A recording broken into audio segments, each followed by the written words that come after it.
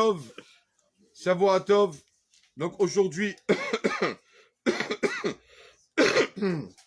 nous sommes donc le mois de Iyar, bien sûr, le 21 Iyar, 26 mai, 36e jour du Homer. Important de se rappeler du Homer parce qu'on voit qu'en fait, on attaque la dernière ligne droite avant Shavuot. D'accord, 36 jours du Homer. Au 49e jour arrivera Shavuot. Et donc, il a le temps de se préparer à la fête de Shavuot. Le temps d'en parler un peu, Bezrat Hashem Idbar, avec l'aide de Dieu. On va essayer de se préparer à la fête, comme ça, on pourra aborder la fête d'une façon un peu plus sainte, et non juste aborder la fête, non pas que pour le matériel, les repas de fête, etc. On va aborder la fête de Shavuot avec des messages, le message de la fête. Plusieurs fois, on a répété que, en fait, la fête de Shavuot, comme dit le Midrash, on la mentionne tous les vendredis soirs dans le Kiddush. Quand on fait le Kiddush, on dit, on mentionne le verset quand Kadosh Baruch Hu a terminé de créer le monde. Alors quand on dit, il va y avoir Yom HaShishi. Yom HaShishi, tout le monde connaît Yom HaShishi. Yom HaShishi, ça veut dire le 6e jour. Qu'est-ce que ça veut dire le 6e jour? C'est-à-dire que le monde, la création du monde, tient sur le 6. C'est quoi le 6? Le 6 du mois de Sivan, la date de la fête de Shavuot. Tout le monde entier tient sur ce jour-là. Kadosh Baruch Hu a dit, si le peuple d'Israël accepte la Torah, le monde tiendra. S'il n'y a pas de Torah, le monde ne tient pas. Et donc, c'est pour ça que tous les vendredis soirs, Yom HaShishi Vaïcholou, le 6e jour. On rappelle que toutes ces créations du monde, là, que Kadosh Baruch Hu a créé en 6 jours, tient sur le 6e, sur le 6 du mois de Sivan, la date de Shavuot. La Gemara nous raconte que quand Moshe Rabbeinu est monté sur le mont Sinaï pour recevoir la Torah, alors les anges sont venus chez Akadosh Baruch Hu.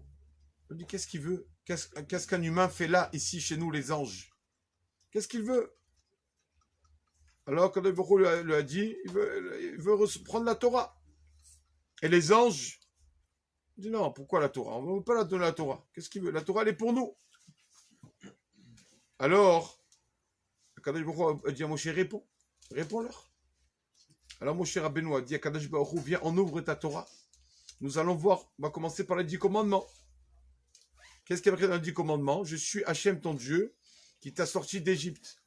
Est-ce que vous, les anges, êtes-vous sortis d'Égypte? Vous n'êtes pas sortis d'Égypte. Tu honoreras ton père et ta mère. Est-ce que vous, les anges, vous avez un papa ou une maman? C'est pas pour vous. Donc la Torah est pour nous et pour les hommes. Et comme ça s'est passé. Alors qu'est-ce que ça veut dire ça, que la Torah est pour les hommes et pas pour les anges? Qu'est-ce que veut dire? Que la Torah ne veut pas être de partout? Qu'est-ce que ça veut dire? Plusieurs explications. Première explication, on dit que quand il y a une divergence dans la halakha, un problème rabbinique, d'accord, et il y a un rave qui pense comme ça, qui a une façon, il dit comme ça, moi je pense que la halakha est comme ça et comme ça, il faut faire comme ça, on va dire par exemple, un rave qui pense qu'il faut faire des tzilat comme ça. Et il y a une voix du ciel ou un ange, je sais pas quoi, qui vient et qui dit non, nous ne sommes pas d'accord. La halakha est comme qui? La halakha est comme les hommes, comme les rabbanim. C'est les rabbanim qui fixent la halakha. On a vu plusieurs histoires de, souvent le tribunal céleste fait appel à des rabbanim ici pour justement trancher des halakhot, trancher des décisions, parce que la Torah, c'est ça ce que veut dire la Torah appartient aux hommes. Ça veut dire que c'est les hommes qui décident. La force, Hachem a donné la Torah aux hommes, aux sages, ils peuvent trancher des choses. Même par rapport vis-à-vis des halakhot qui sont, peut-être qu'on attend une réponse de on l'a vu ou quoi. Non, c'est les rabbanim qui tranchent. Donc c'est ça ce que Moshe Rabbeinu a gagné. On sait, tout le monde sait qu'il y a un livre qui s'appelle le Shut Min Hashamayim. Ce livre-là, c'est un rave qui posait des questions au ciel. Il posait des questions. Comment on fait comme ça ou comme ça? On lui répondait. Et ce rave-là, malgré le fait qu'il a tout écrit sur un livre, toutes les réponses du ciel, les décisionnaires, quand même, marquent que la halakha n'est pas toujours comme ce livre. Parce que la Torah, c'est nous les hommes qui déciderons et non les anges.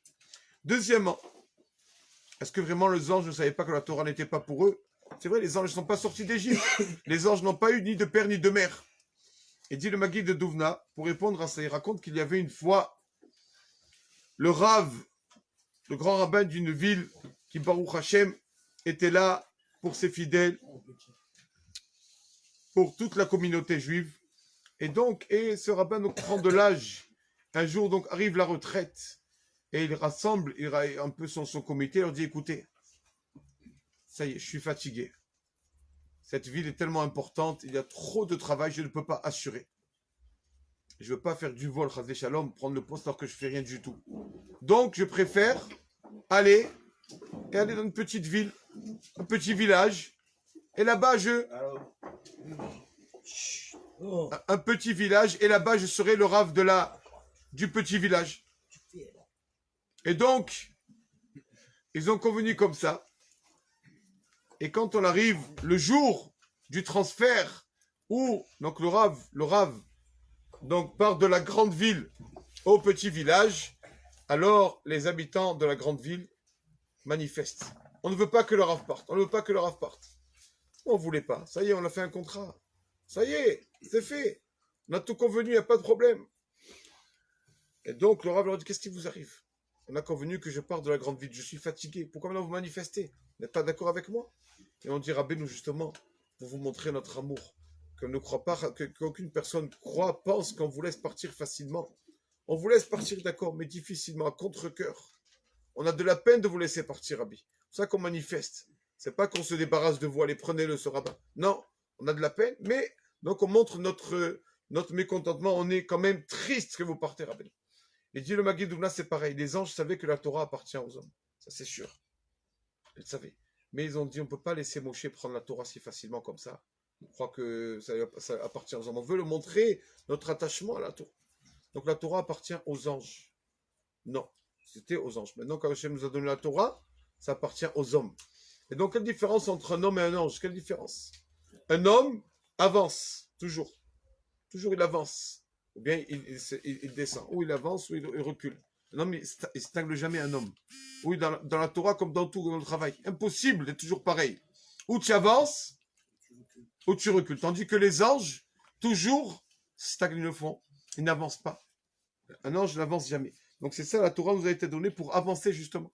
C'est ça que si une personne étudie la Torah, il connaît. Et finalement, en fait, il ne pratique pas, il n'avance pas, il n'a rien compris.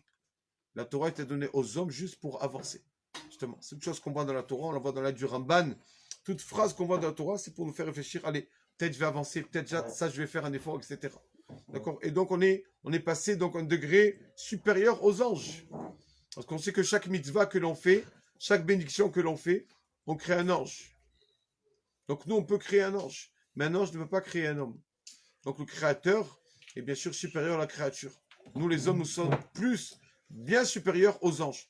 Donc c'est ça déjà, la première idée de Shavuot. On a mérité d'avoir la Torah, nous les hommes. Et c'est grâce à ça, mais cette Torah, on n'a pas pour le savoir et dire je connais.